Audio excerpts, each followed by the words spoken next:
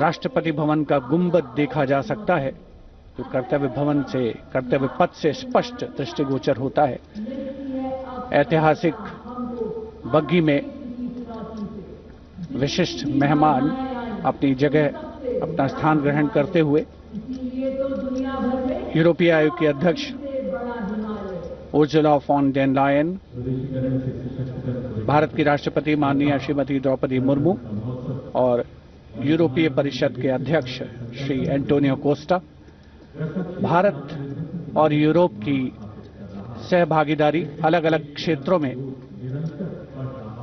यूरोपीय कमीशन के देशों और भारत को प्रगति के नए आयाम पर ले जाने में कामयाब होगी, इसमें कोई शक की गुंजाइश नहीं है। आगे आने वाले दिनों में बहुत से महत्वपूर्ण ऐलान हो सकते हैं सहयोग की दिशा में। परंपरागत बग्घी में माननीय राष्ट्रपति महोदया राष्ट्रपति भवन के लिए प्रस्थान करेंगी।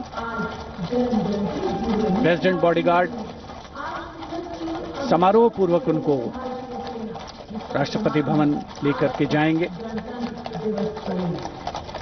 राष्ट्रपति के अंगरक्षक, जैसा हमने शुरू में कहा, एक अद्वितीय एयरबॉर्न कैवलरी रेजिमेंट है। राष्ट्रपति महोदया उपस्थित जनसमूह का, जो कि कर्तव्य पथ के दोनों ओर उपस्थित हैं, अभिवादन करती हुई उनका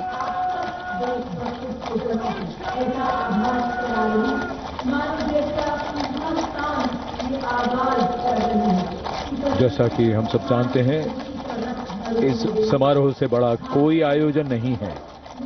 भव्य आयोजन और राष्ट्रपति जी का काफिला राष्ट्रपति भवन की ओर कर्तव्य पथ पर धीरे धीरे आगे बढ़ता हुआ, और जिस क्रम में प्रोटोकॉल के हिसाब से गण्यमान्य व्यक्तियों का आना हुआ था, अब उसके रिवर्स ऑर्डर में उनका यहां से प्रस्थान होता है। राष्ट्रपति जी के बाद अब माननीय उपराष्ट्रपति जी श्री सीपी राधाकृष्णन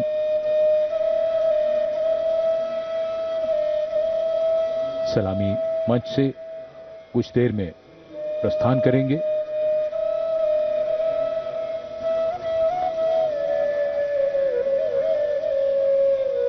वंदे मातरम के 150 वर्ष आज के समारोह का मुख्य theme. Ceremony and tradition giving context to modernity. Today the signs and symbols of national celebration become more meaningful. And as we foreground them, our individual identities take a back seat and responsible nationhood leads the way. And we saw glimpses of that. Across the armed forces, across the civilian performers. And as the dignitaries depart from the saluting base and we conclude yet another Republic Day parade in New Delhi, we would do good to remember that our extraordinary existence as a civilization has withstood centuries of transformation and still stands strong with its uniqueness in place. We are, however, a young republic, still settling in, still adopting, and still adapting. Our strength has always been our ability to embrace and hold different extremes with gravitas and fortitude, with balance and dignity, tradition and modernity, change and continuity, reconciliation and resistance, and of course resilience and fragility. And India's ability to allow space of change in opinions and differences is what gives it the power to sustain and grow from strength to strength.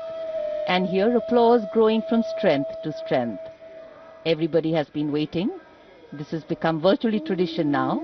Prime Minister Narendra Modi, before departing from the venue, goes right up along either side of the enclosures and Kartavya Path to greet people up close, first hand. समारोह का वो हिस्सा जिसकी प्रतीक्षा यहां मौजूद सभी को रहती है जब प्रधानमंत्री उनके निकट, उनके दीर्घाओं के निकट पहुंचते हैं, उनका अभिवादन स्वीकार करते हैं। यादगार के कुछ और पल उनकी यादों में शामिल, और प्रधानमंत्री कोशिश करते हैं कि वो काफी दूर तक इन दीर्घाओं में जो दर्शक हैं उनके पास जाएं, उनके नजदीक जाएं और उनका अभिवादन स्वीकार करें।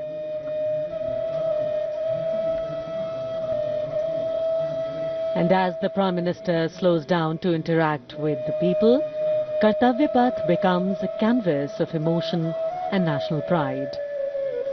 Across the majestic boulevard, thousands rise to their feet. Hands waving, eyes searching, hearts racing for a glimpse that many have waited years for.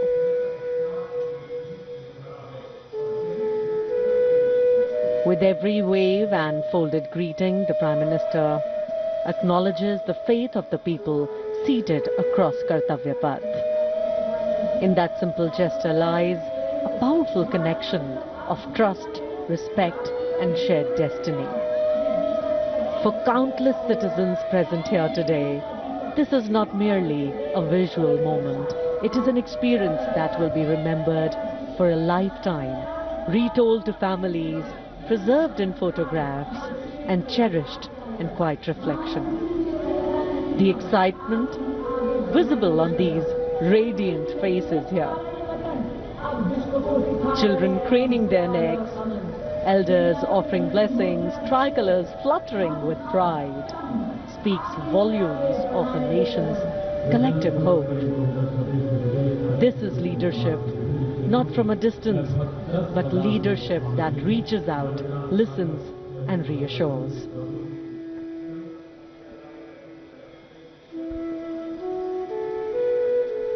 माननीय प्रधानमंत्री श्री नरेंद्र मोदी का हमेशा से ये प्रयास रहता है कि इस तरह के जो ऐतिहासिक आयोजन हैं और उनमें जो जन भागीदारी है उसे ज़्यादा से ज़्यादा बढ़ाया जाए, उसे सुनिश्चित किया जाए।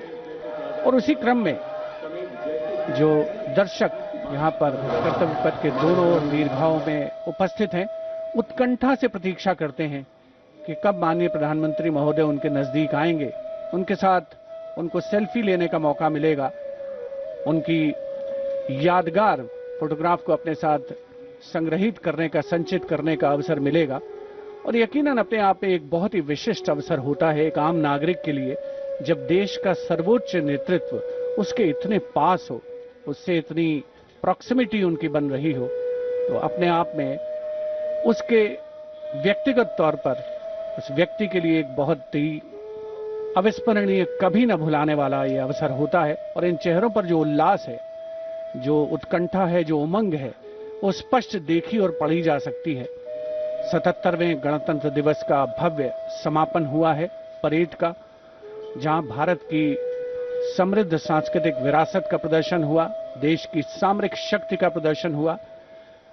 वंदे मातरम के 150 वर्ष इस वर्ष के गणतंत्र दिवस समारोह की मुख्य थीम, और साथ ही आत्मनिर्भर भारत, समृद्धि का मंत्र जो बनकर के उभरा है, उसका अवलोकन किया देश ने, सारी दुनिया ने। आजादी का महोत्सव हम मना रहे हैं और पिछले वर्षों में संकल्प से सिद्धि के रास्ते पर चलते हुए लगभग हर क्षेत्र में देश ने सफलता के नए अध्याय लिखे हैं।